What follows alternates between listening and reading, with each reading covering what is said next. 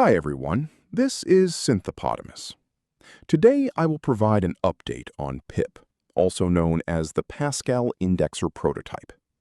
During this presentation, we will explore the key findings of Phase 1, primary accomplishments, plans for Phase 2, and some updates to the general overall project nomenclature as well. Without further delay, let's get started. Phase 1 had two primary goals. 1. Demonstrate that PIP is a viable alternative to mainstream digital audio workstations in the limited area of MIDI sequencing. 2. Obtain feedback from the community on key features that would enhance the utility of PIP to others.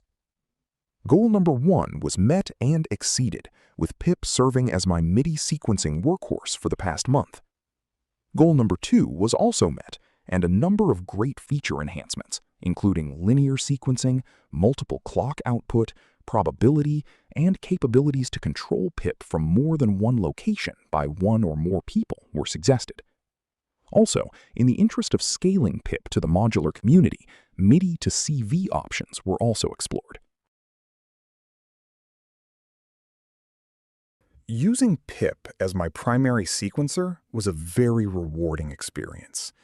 At a fundamental level, for me, PIP got out of the way of my creativity and let me explore modes of expression, genres, and styles I had never thought nor been able to produce in the past.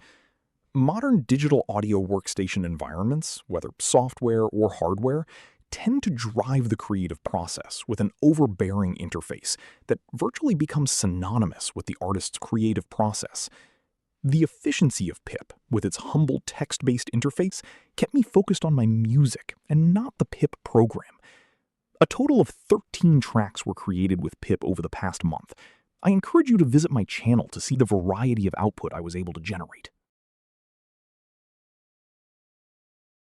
To help others understand what kind of equipment PIP is driving, I have created a block diagram of my studio.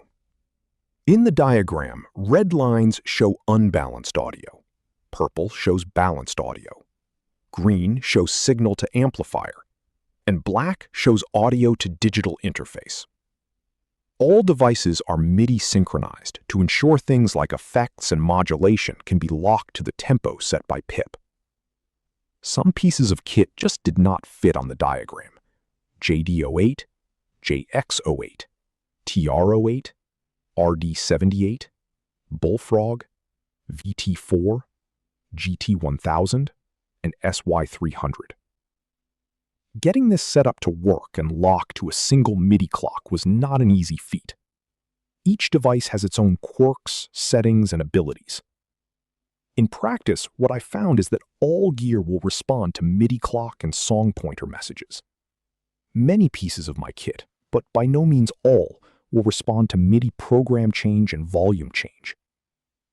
Of particular note is my variety of Roland gear. Some have an impression that Roland works best as a MIDI master.